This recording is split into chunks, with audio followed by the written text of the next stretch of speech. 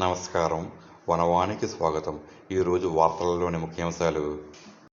అల్లూరి సీతారామరాజు జిల్లా రంపచోడవరం డివిజన్ పరిధిలోని దేవీపట్నం మండలంలో పులి సంచారం తీవ్ర కలకలం సృష్టించింది. మండలంలోని ఇందుకూరు పంచాయతీ కొత్తవీధి గ్రామంలో పులి దాడి చేసి 3 లేగదూడలను చంపేయడంతో స్థానికులు భయంతో వణికిపోతున్నారు.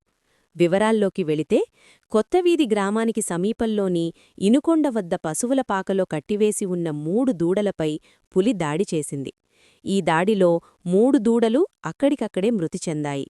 ఉదయం పశువుల యజమానులు పాకవద్దుకు వెళ్లి చూడగా దూడలు విగతజీవులుగా పడి ఉండటాన్ని గమనించి దిగ్భ్రాంతికి గురయ్యారు.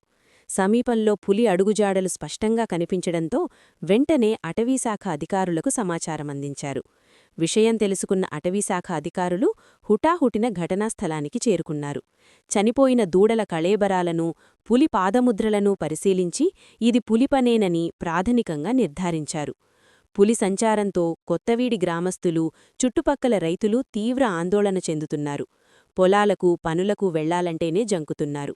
అధికారులు వెంటనే స్పందించి పులిని బంధించి తమ ప్రాణాలకు రక్షణ కల్పించాలని గ్రామస్తులు కోరుతున్నారు. పులి కదలికలను గుర్తించడానికి ఆ ప్రాంతంలో ట్రాప్ కెమెరాలను ఏర్పాటు చేసి దానిని బంధించేందుకు చర్యలు తీసుకుంటామని అధికారులు హామీ ఇచ్చారు.